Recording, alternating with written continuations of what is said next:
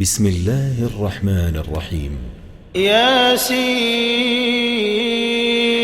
والقرآن الحكيم إنك لمن المرسلين على صراط مستقيم تنزيل العزيز الرحيم لتنذر قوما ما أنذر آباؤهم فهم غافلون لقد حق القول على أكثرهم فهم لا يؤمنون إنا جعلنا في أعناقهم أغلالا فهي إلى الأذقان فهم مقمحون وجعلنا من بين أيديهم سدا ومن خلفهم سدا فأغشيناهم فهم لا يبصرون وسواء عليهم أأنذرتهم أم لم تنذرهم لا يؤمنون إنما تنذر من اتبع الذكر وخشي الرحمن بالغيب فبشره بمغفرة وأجر كريم إنا نحن نحيي الموتى ونكتب ما قدموا وآثارهم وكل شيء أحصيناه في إمام مبين واضرب لهم مثلا أصحاب القرية إذ جاءها المرسلون إذ أرسلنا إليهم 2 فكذبوهما فعززنا بثالث فقالوا إنا إليكم مرسلون قالوا ما أنتم إلا بشر مثلنا وما أنزل الرحمن من شيء إن أنتم إلا تكذبون قالوا ربنا يعلم إنا إليكم لمرسلون وما علينا إلا البلاغ المبين قالوا إنا تطيرنا بكم لئن لم تنتهوا لنرجمنكم وليمسنكم منا عذاب أليم قالوا طائركم معكم أئن ذكرتم بل أنتم قوم مسرفون وجاء من أقصى المدينة رجل يسعى قال يا قوم اتبعوا المرسلين اتبعوا من لا يسألكم أجرا وهم مهتدون وما لي لا أعبد الذي فطرني وإليه ترجعون أأتخذ من دونه آلهة إن يردني الرحمن بضر لا تغن عني شفاعتهم شيئا ولا ينقذون إني إذا لفي ضلال مبين إني آمنت بربكم فاسمعون قيل ادخل الجنة قال يا ليت قومي يعلمون بما غفر لي ربي وجعلني من المكرمين وما أنزلنا على قومه من بعده من جند من السماء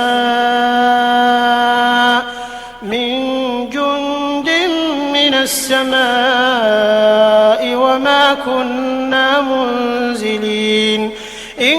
كانت إلا صيحة واحدة فإذا هم خامدون يا حسرة على العباد ما يأتيهم من رسول إلا كانوا به يستهزئون ألم يروا كم أهلكنا قبلهم من القرون أنهم إليهم لا يرجعون وإن كل لما جميع لدينا محضرون وآية لهم الأرض الميتة أحييناها وأخرجنا منها حبا فمنه يأكلون وجعلنا فيها جنات من نخيل وأعناب وفجرنا فيها من العيون ليأكلوا من ثمره وما عملته أيديهم أفلا يشكرون سبحان الذي خلق الأزواج كلها مما تنبت الأرض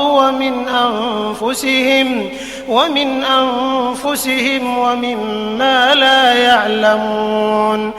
وآية لهم الليل نسلخ منه النهار فإذا هم مظلمون والشمس تجري لمستقر لها ذلك تقدير العزيز العليم والقمر قدرناه منازل حتى عاد كالعرجون القديم لا الشمس ينبغي لها أن تدرك القمر ولا الليل سابق النهار وكل في فلك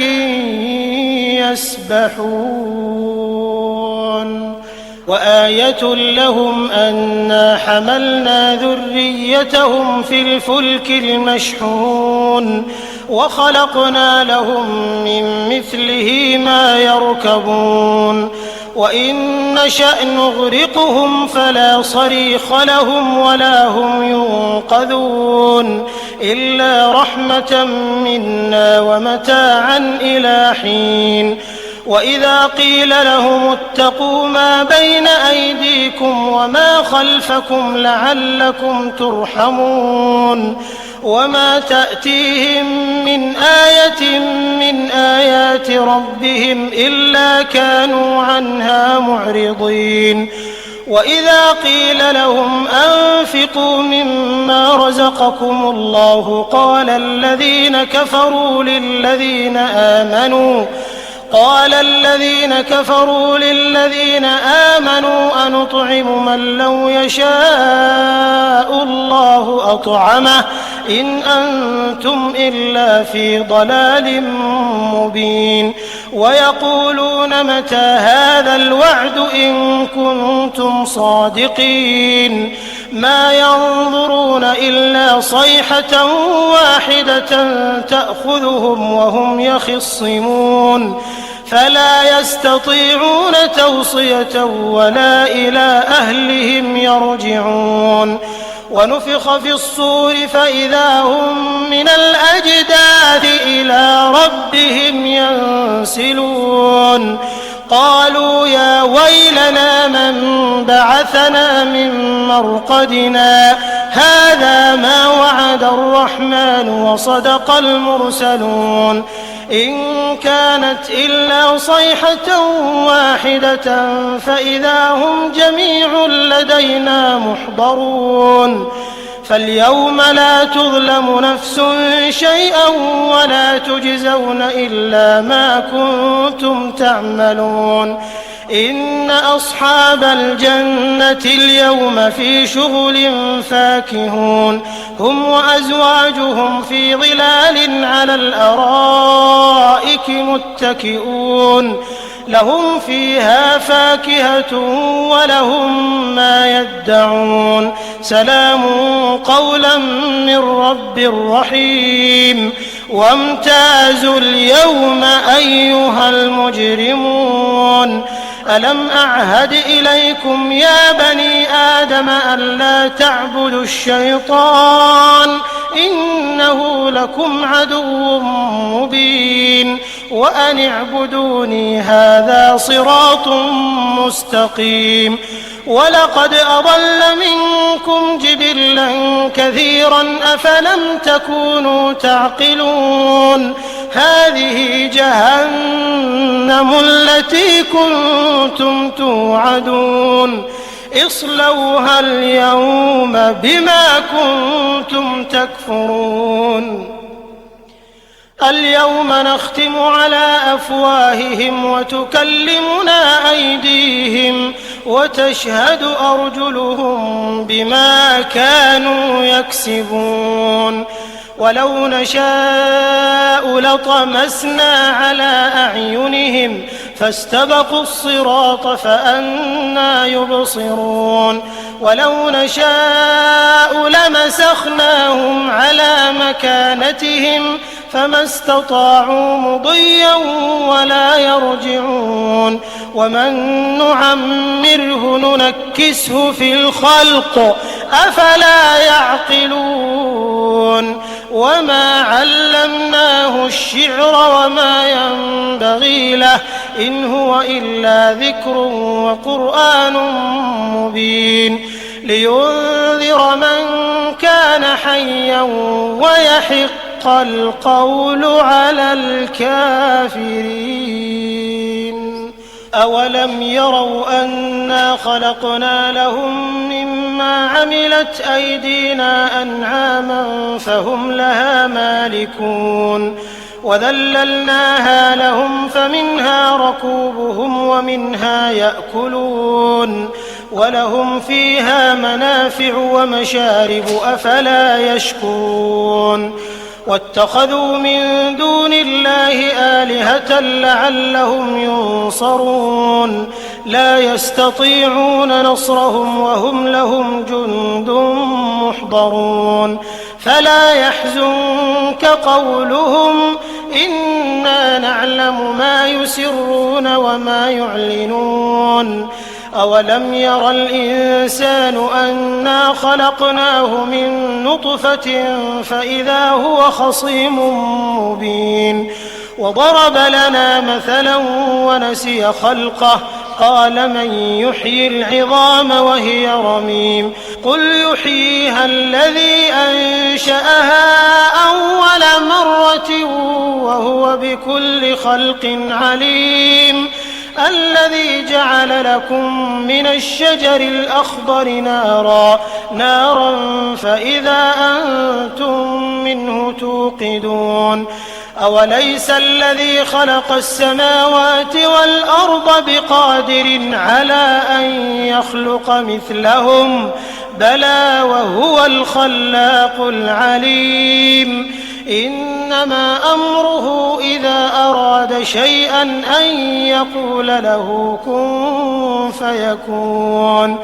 فسبحان الذي بيده ملكوت كل شيء وإليه ترجعون بسم الله الرحمن الرحيم الرحمن علم القرآن خلق الإنسان علمه البيان الشمس والقمر بحسبان والنجم والشجر يسجدان والسماء رفعها ووضع الميزان ألا تطغوا في الميزان وأقيموا الوزن بالقسط ولا تخسروا الميزان والأرض وضعها للأنام فيها فاكهة والنخل ذات الأكمام والحب ذو العصف والريحان فبأي آلاء ربكما تكذبان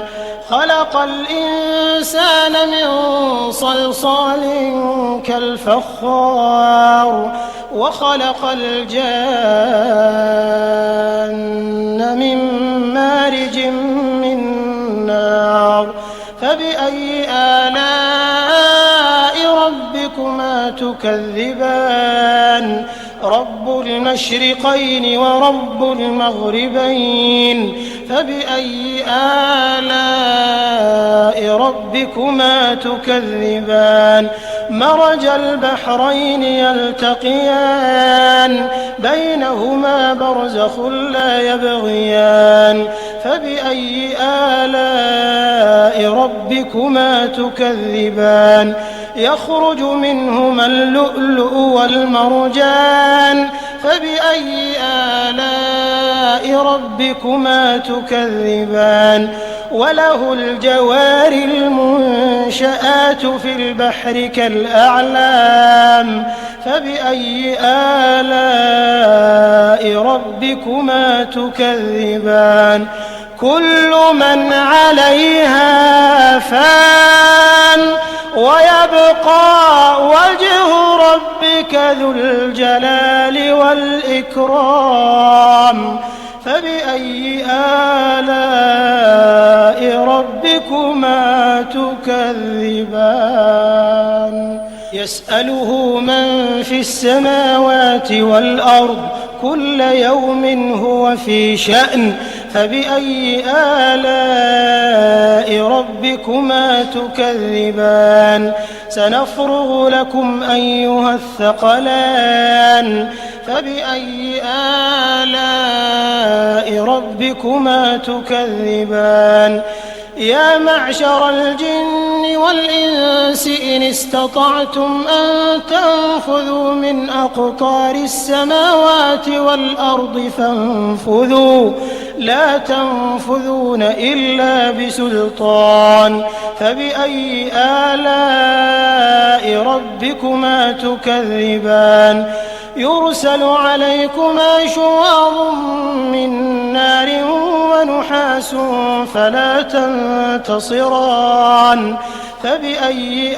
آلاء ربكما تكذبان فإذا انشقت السماء فكانت وردة كالدهان فبأي آلاء ربكما تكذبان فيومئذ لا يسأل عن ذنبه إنس ولا جان فبأي آلاء ربكما تكذبان يعرف المجرمون بسيماهم فيؤخذ بالنواصي والأقدام فبأي آلاء ربكما تكذبان هذه جهنم التي يكذب بها المجرمون يطوفون بينها وبين حميم آن فبأي آلاء ربكما تكذبان ولمن خاف مقام ربه جنتان فبأي آلاء ربكما تكذبان ذواتا أفنان فبأي آلاء ربكما تكذبان فيهما عينان تجريان فبأي آلاء ربكما تكذبان فيهما من كل فاكهة زوجان فبأي آلاء ربكما تكذبان متكئين على فرش بطائنها من استبرق وجنى الجنتين دان فبأي آلاء ربكما تكذبان فيهن قاصرات الطرف لم يطمثهن إنس قبلهم ولا جان فبأي آلاء ربكما تكذبان كأنهن الياقوت والمرجان فبأي آلاء ربكما تكذبان هل جزاء الإحسان إلا الإحسان فبأي آلاء ربكما تكذبان ومن دونهما جنتان فبأي آلاء ربكما تكذبان مدهامتان فبأي آلاء ربكما تكذبان فيهما عينان نضاختان فبأي آلاء ربكما تكذبان فيهما فاكهة ونخل ورمان فبأي آلاء ربكما تكذبان فيهن خيرات حسان فبأي آلاء ربكما تكذبان حور مقصورات في الخيام فبأي آلاء ربكما تكذبان لم يطمثهن إنس قبلهم ولا جان فبأي آلاء ربكما تكذبان متكئين على رفرف خضر وعبقري حسان فبأي آلاء ربكما تكذبان تبارك اسم ربك ذي الجلال والإكرام. بسم الله الرحمن الرحيم. إذا وقعت الواقعة ليس لوقعتها كاذبة خافضة رافعة إذا رجت الأرض رجا وبست الجبال بسا فكانت هباء منبثا وكنتم أزواجا ثلاثة فأصحاب الميمنة ما أصحاب الميمنة وأصحاب المشأمة ما أصحاب المشأمة والسابقون السابقون أولئك المقربون في جنات النعيم ثلة من الأولين وقليل من الآخرين على سرر موضونة متكئين عليها متقابلين يطوف عليهم ولدان مخلدون بأكواب وأباريق وكأس من معين لا يصدعون عنها ولا ينزفون وفاكهة مما يتخيرون ولحم طير مما يشتهون وحور عين كأمثال اللؤلؤ المكنون جزاء بما كانوا يعملون لا يسمعون فيها لغوا ولا تأثيما إلا قيلا سلاما سلاما وأصحاب اليمين ما أصحاب اليمين في سدر مخضود وطلح منضود وظل ممدود وماء مسكوب وفاكهة كثيرة لا مقطوعة ولا ممنوعة وفرش مرفوعة إنا أنشأناهن إنشاء فجعلناهن أبكارا عربا أترابا لأصحاب اليمين ثلة من الأولين وثلة من الآخرين وأصحاب الشمال ما أصحاب الشمال في سموم وحميم وظل من يحموم لا بارد ولا كريم إنهم كانوا قبل ذلك مترفين وكانوا يصرون على الحنث العظيم وكانوا يقولون أئذا متنا وكنا ترابا وعظاما أئنا لمبعوثون أو آباؤنا الأولون قل إن الأولين والآخرين لمجموعون إلى ميقات لميقات يوم معلوم ثم إنكم أيها الضالون المكذبون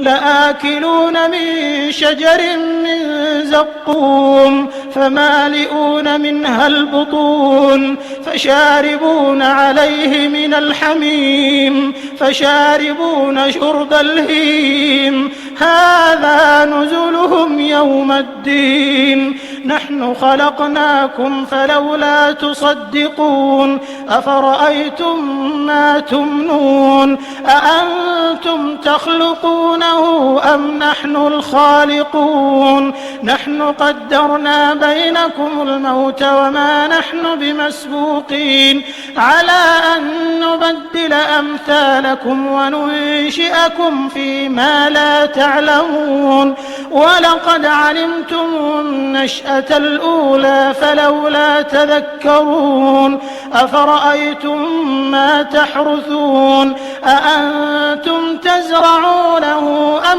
نحن الزارعون لو نشاء لجعلناه حطاما فظلتم تفكهون إنا لمغرمون بل نحن محرومون أفرأيتم الماء الذي تشربون أأنتم أنزلتموه من المزن أم نحن المنزلون لو نشاء جعلناه أجاجا فلولا تشكرون أفرأيتم النار التي تورون أأنتم أنشأتم شجرتها أم نحن المنشئون نحن جعلناها تذكرة ومتاعا للمقوين فسبح باسم ربك العظيم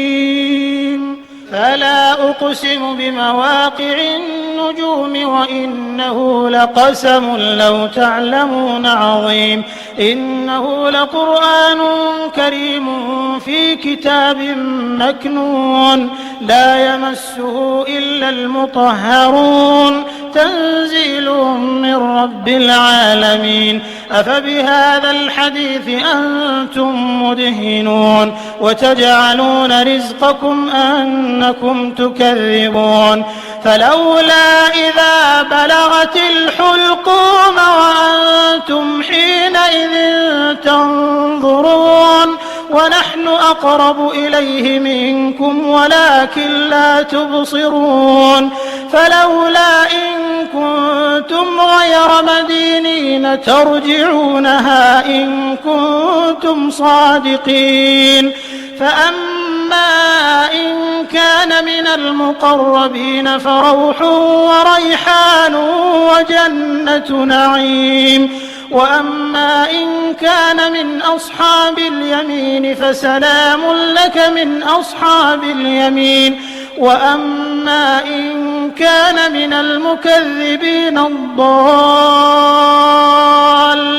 فنزل من حميم وتصلية جحيم إن هذا لهو حق اليقين فسبح باسم ربك العظيم بسم الله الرحمن الرحيم تبارك الذي بيده الملك وهو على كل شيء قدير الذي خلق الموت والحياة ليبلوكم أيكم أحسن عملا وهو العزيز الغفور الذي خلق 7 سماوات طباقا ما ترى في خلق الرحمن من تفاوت فارجع البصر هل ترى من فطور ثم ارجع البصر كرتين ينقلب إليك البصر خاسئا وهو حسير ولقد زينا السماء الدنيا بمصابيح وجعلناها رجوما للشياطين وأعتدنا لهم عذاب السعير وللذين كفروا بربهم عذاب جهنم وبئس المصير إذا ألقوا فيها سمعوا لها شهيقا وهي تفور تكاد تميز من الغيظ كلما ألقي فيها فوج سألهم خزنتها ألم يأتكم نذير قالوا بلى قد جاءنا نذير فكذبنا وقلنا ما نزل الله من شيء إن أنتم إلا في ضلال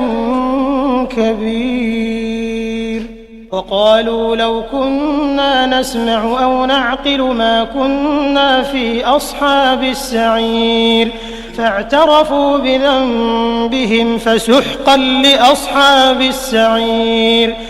إن الذين يخشون ربهم بالغيب لهم مغفرة وأجر كبير وأسروا قولكم أو اجهروا به إنه عليم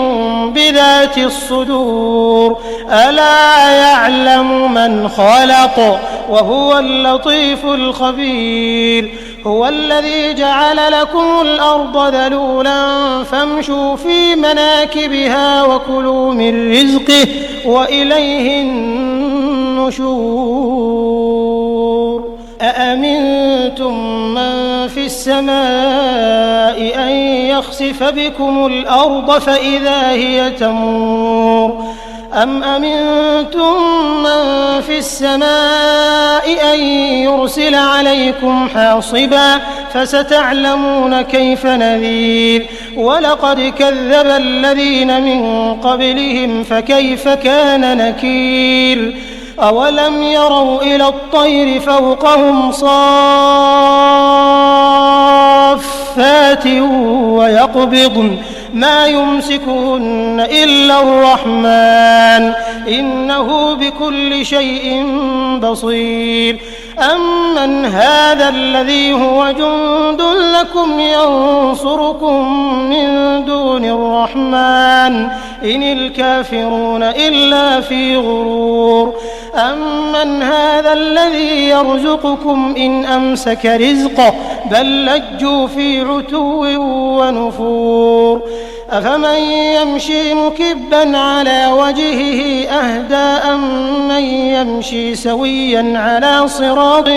مستقيم قل هو الذي أنشأكم وجعل لكم السمع والأبصار والأفئدة قليلا ما تشكرون قل هو الذي ذرأكم في الأرض وإليه تحشرون